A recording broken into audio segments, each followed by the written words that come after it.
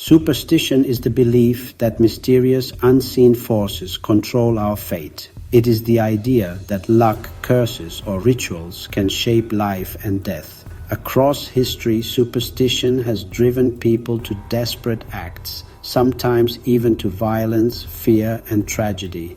In some cultures, superstition led to human sacrifices, innocent lives lost to appease unseen spirits or break imagined curses. Superstition.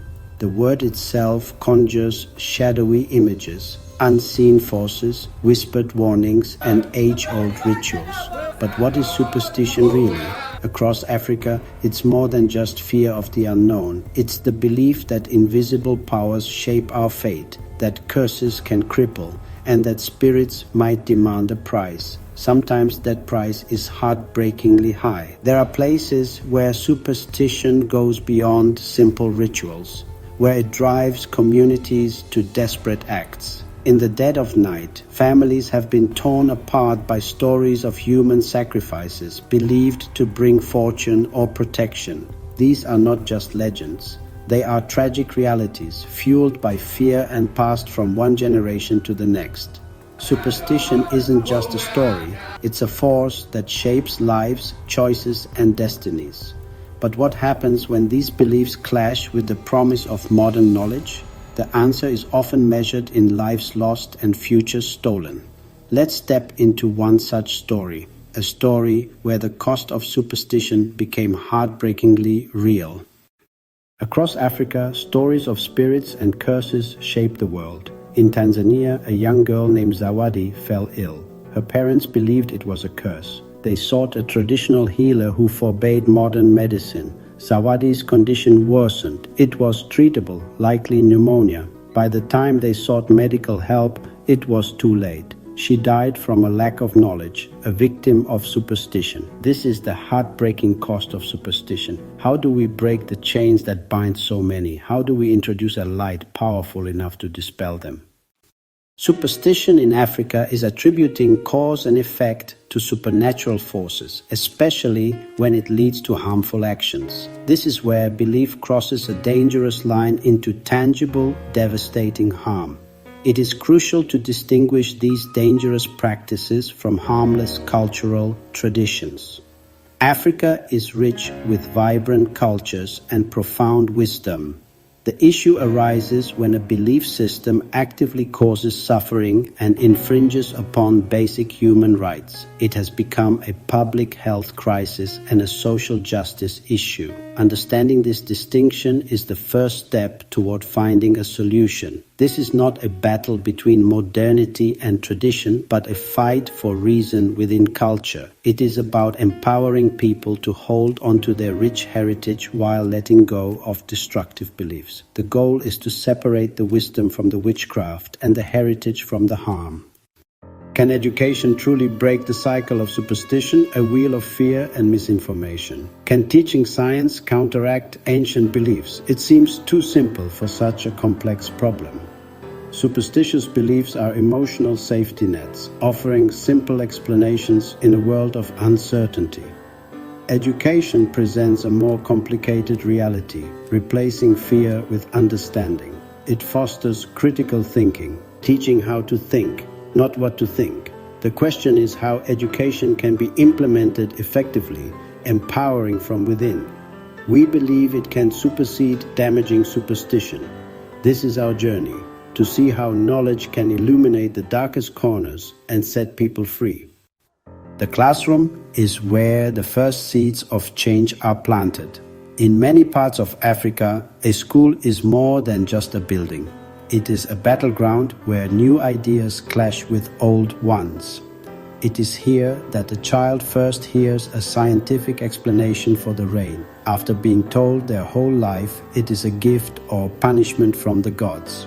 This classroom is the front line in the fight against harmful superstition, a place where curiosity is armed with facts. In class, he learns about ecosystems, photosynthesis, and the intricate web of life that explains the forest's mysteries in a different way. It gives him the tools to investigate, to question, and to arrive at his own conclusions. This simple shift in perspective from supernatural fate to scientific cause and effect is revolutionary. It's a quiet revolution that begins with one child, one teacher, and one classroom at a time. For too long, education in many places was defined by rote learning. This is a system where students are taught to memorize and repeat information without necessarily understanding its meaning or context. You learn the dates of historical events, you memorize multiplication tables, and you recite scientific definitions. While this builds a foundation of knowledge, it does little to challenge deep-seated beliefs. A child can easily memorize that germs cause disease and still believe that a witch's curse can make someone ill. The two sets of information can exist side by side in their mind, one for the test and one for real life, if they are never taught how to connect them. The real breakthrough comes with a shift towards inquiry-based education. This is a profound change in teaching philosophy. Instead of just providing answers, teachers encourage students to ask questions. They design experiments, they investigate problems, and they learn by doing. A lesson on water purification might involve students building their own simple filters using sand, charcoal, and gravel. They see for themselves how dirty water can become clean, not through a magic spell, but through a logical, repeatable process. This hands-on experience is far more powerful than just reading about filtration in a textbook. It makes the concept real, tangible, and undeniable. Successful examples of this approach are emerging across the continent. In Rwanda, education policy has actively moved towards competence-based curricula, where the goal is to equip students with critical thinking and problem-solving skills. In these schools, a science class is no longer a boring lecture but an active laboratory of discovery. Students are challenged to think like scientists. They form hypotheses, they gather data, and they draw conclusions based on evidence. This method teaches them the very essence of the scientific process, which is the most potent antidote to superstitious thinking. It nurtures a healthy skepticism and a demand for proof. This shift from rote to reason is about building a different kind of mind. It's about creating citizens who don't just accept what they are told, whether from an ancient tradition or a modern authority figure. It cultivates a generation that questions, analyzes, and seeks out evidence. When a young person is trained to ask, "How do you know that?" or "What is the evidence for that claim?" they are far less likely to fall prey to baseless fears and accusations. They learn that the world operates on principles that can be understood and tested, dismantling the very foundation upon which harmful superstitions are built. Science education is the ultimate myth-buster, replacing fear with understanding. Instead of seeing thunderstorms as the wrath of angry gods, students learn about static electricity and atmospheric pressure. The laws of physics turn terrifying mysteries into predictable, natural events. In biology, science exposes the truth behind illnesses. Epilepsy is a neurological condition, not demonic possession. Albinism is genetic, not a curse. Each lesson dismantles superstition with rational, compassionate explanations. Science is universal. Gravity works the same in Nairobi and New York. Viruses replicate the same everywhere. Teaching science gives students a toolkit to understand their world, empowering them to move beyond local myths. It transforms fear into curiosity and knowledge. By learning how things truly work, students gain confidence and agency. Science doesn't just explain the world, it liberates minds from the grip of superstition. The result, a generation equipped to face reality with facts, not fear. Critical thinking education isn't about memorizing facts, it's about building resilient, questioning minds. The goal is to foster curiosity, logical reasoning, and a habit of seeking evidence. This mental toolkit protects against misinformation, whether it's a health rumor or a political promise. Critical thinking encourages humility. It's okay to say, "I don't know," and to keep searching for answers. Unlike superstition, which demands blind certainty, critical thinking thrives on questions and complexity. It helps students separate their identity from their beliefs, allowing them to honor heritage while rejecting harmful ideas. This mindset creates space for growth without feeling like a betrayal of tradition. Ultimately, critical thinking empowers personal agency.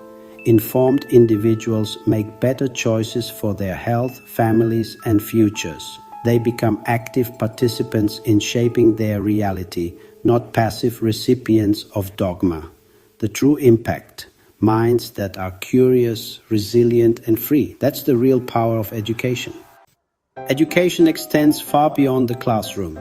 It thrives in the heart of the community. Real learning happens in markets, meeting halls, and clinics where beliefs are shaped daily. Outreach programs bring knowledge directly to people using language and examples that resonate. Community health workers are key, educating and building trust one household at a time. Simple demonstrations, like showing how soap removes germs under UV light, make science real and memorable. These experiences shift perspectives and empower families to protect themselves. Community education fosters shared understanding and new social norms based on evidence, not fear. When a whole village learns about clean water or disease prevention, misinformation loses its grip. The open-air classroom is as vital as any school, strengthening society from the ground up. Knowledge becomes a communal asset, building resilience and health for all. This is education in action, practical, inclusive, and transformative. Today, the village square is digital. Information and misinformation spread instantly. Mobile phones and social media connect millions, but also amplify rumors and superstition. Digital literacy is now essential.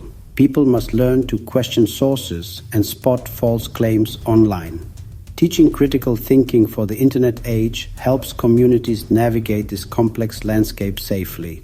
Radio remains powerful, especially in rural areas. Dramas and stories can deliver life-saving knowledge in familiar ways. New African content creators use YouTube, TikTok, and blogs to debunk myths and share facts in local languages. They respond to viral misinformation in real time, making science accessible and relatable. By harnessing media and promoting digital literacy, we turn the digital town square into a marketplace of ideas. Here, truth and knowledge can thrive, challenging superstition at every turn. The future belongs to those who can read and question the world online. Education must build bridges, not walls, with tradition. Dismissing cultural beliefs only breeds resistance. Real change comes from respectful integration. Traditional storytelling is a powerful tool. Infuse it with accurate information to spread vital messages. Imagine a fable where a hero defeats cholera by boiling water, blending old forms with new truths. Engage community leaders and traditional healers as partners, not adversaries. Training respected healers to recognize and refer serious illnesses empowers them and strengthens healthcare. This collaborative approach honors cultural identity while introducing scientific knowledge. Knowledge becomes a tool for enrichment, not a threat. New ideas are absorbed organically without breaking from the past. The result: a sustainable, community-owned education that radiates from within. Tradition and truth working together create lasting change. Poverty and superstition are deeply linked. When survival is at stake, education feels like a luxury. Families struggling for food or clean water often turn to superstition because it's accessible and immediate. Underfunded schools, long walks, and hunger make learning nearly impossible for many children. Economic hardship forces tough choices. Work now or invest in uncertain education. Lack of infrastructure, no clinics, no clean water makes superstitious explanations seem plausible. Poverty creates the very conditions where myths thrive. Combating superstition requires more than schools. It demands tackling poverty itself. Invest in feeding programs, healthcare, and economic opportunities so families can prioritize learning.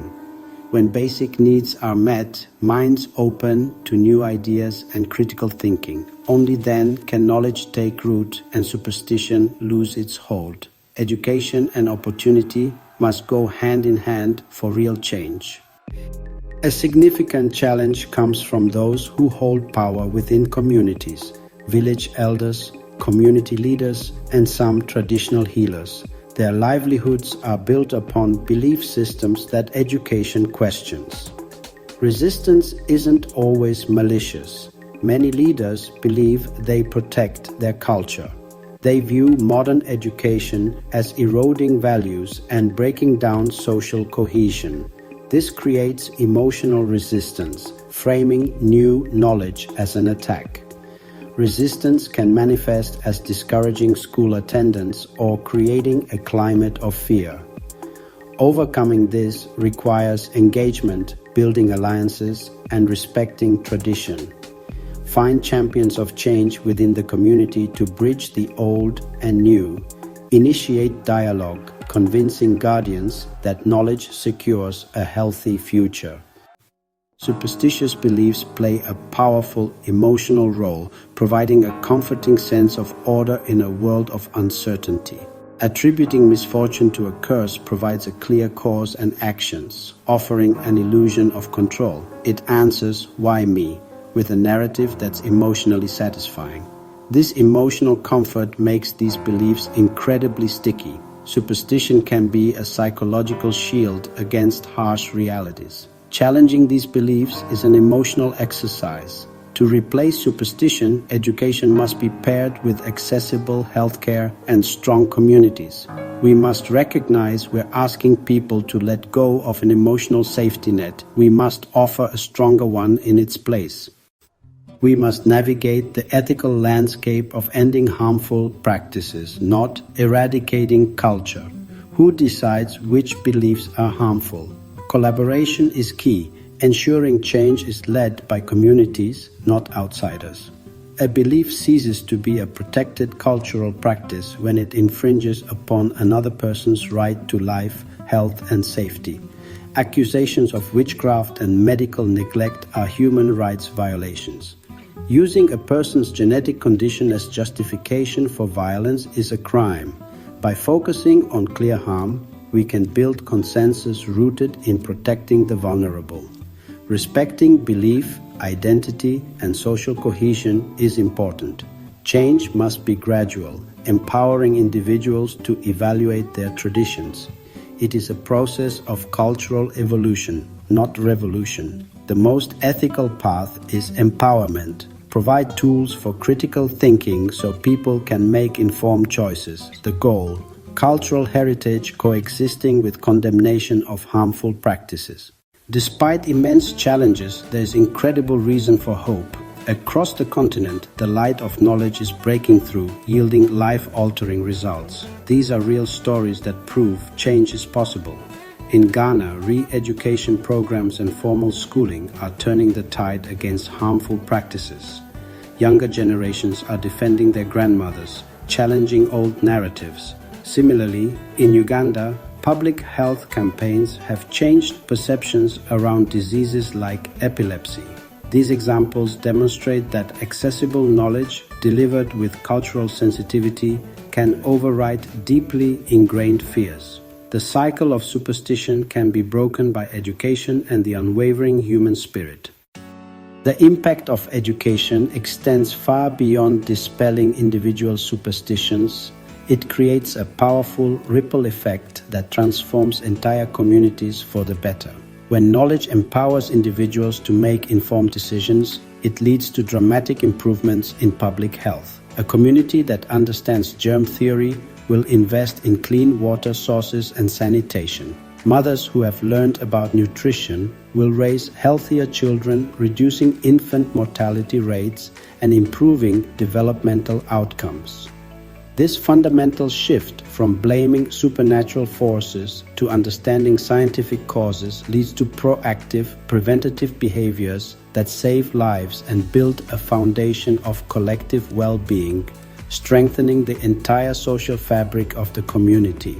This transformation also fuels economic development and prosperity. A society held back by superstition is often a stagnant one. Farmers who believe crop failure is a curse are less likely to adopt new, more effective agricultural techniques. Entrepreneurs who fear their success will attract a jealous neighbor's evil eye, may be hesitant to expand their businesses. Education breaks these mental barriers. It fosters innovation, encourages problem solving, and gives people the confidence to take calculated risks. When people understand the principles of science and economics, they are better equipped to build resilient livelihoods, lifting not just their own families, but their entire communities out of poverty through ingenuity and hard work. Furthermore, the rise of critical thinking promotes greater social justice and protects human rights. The most tragic victims of superstition are almost always the most vulnerable children, the elderly, women, and those with disabilities or genetic differences like albinism. By dismantling the false beliefs that justify their persecution, education becomes a powerful tool for social justice. It fosters a culture of empathy and reason where individuals are judged by their character, not by unfounded accusations or fear. This leads to more inclusive, tolerant societies where every member is valued and protected, ensuring that the weakest among them are not made scapegoats for collective misfortune. Ultimately, the ripple effect of knowledge creates a virtuous cycle that replaces the vicious one of superstition. Healthier populations are more productive. More productive populations create stronger economies. Stronger economies can invest more in quality education, which in turn leads to even greater health and prosperity. Each educated child becomes a potential agent of change, sharing their knowledge with their family and peers, creating waves of enlightenment that spread through the community. This is how societies evolve. It is a slow but powerful process where a single drop of knowledge can eventually become a tidal wave of progress, lifting everyone to a higher shore. Let's paint a picture of the future this movement is building. It's a vision of Africa defined by the brilliance and potential of its people. Imagine a continent where every child has access to a quality education, a future where the primary resource is cultivated in the minds of the next generation. In this future, public health is transformed. The well-being of the people becomes the true measure of a nation's wealth and progress. African scientists, engineers, and innovators are leading the world in finding solutions to global challenges.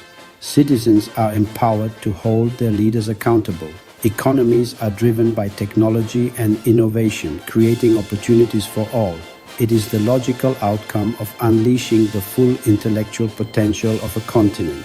This empowered future is within our grasp. It is a promise we must all work to fulfill for the generations to come. A future free from harmful superstition requires a conscious collective effort from all of us. It is a shared responsibility that calls for action on multiple fronts. The path forward is a global alliance where everyone has a role to play in building a brighter future. Governments and international bodies have a critical role in prioritizing education. This means building schools, training teachers, and reforming curricula to emphasize critical thinking. The work of non-governmental organizations, community leaders, and local innovators is indispensable. Supporting these organizations is one of the most direct ways to make an impact. Finally, the responsibility extends to each of us as global citizens. By joining this effort, we are affirming our shared humanity and our collective belief in a future illuminated by knowledge for all. We began with Zawadi's heartbreaking story, a life lost to a treatable illness shrouded in superstition. Her story forced us to confront the real-world harm caused by beliefs attributing sickness to curses. We distinguished harmless traditions from dangerous beliefs. Can education break this cycle of fear? We saw inquiry-based learning empower young minds, dismantling superstition by teaching science as questioning and discovery. Understanding science replaces fear with the laws of nature. Beyond classrooms, community health workers and media debunk myths and spread truth. We face challenges like poverty and resistance from authorities. We emphasize empowerment, respecting culture while condemning harmful practices. We arrive at a clear conclusion. The fight to break Africa's superstition cycle is a fight we can win, but it requires our collective action. It is a shared responsibility that rests upon global citizens, national leaders, community organizers, and every individual who believes in the power of knowledge. For governments and international partners, the call is to invest in quality education and public health systems. For activists, educators, and innovators, the call is to persist and connect, building bridges of trust. For every global citizen, the call is to engage, educate yourself, and use your voice to advocate for global education. Your engagement matters. Your voice matters. Your support can tip the scales. This discussion boils down to a fundamental choice, the choice between fear and knowledge. Fear builds walls, knowledge builds bridges. Fear creates scapegoats, knowledge creates solutions. Knowledge declares that we are powerful agents of change, capable of shaping our own destiny. It is about having the courage to evolve. Choosing knowledge is an act of profound respect for human potential. It is the belief that every person will ultimately choose a path of reason and compassion. It is a human creation, and it can be unmade by human hands and human minds. Let us choose knowledge. The shadows of superstition have lingered for long enough. It is time for a new dawn, illuminated by the unwavering light of human knowledge. The future depends on it.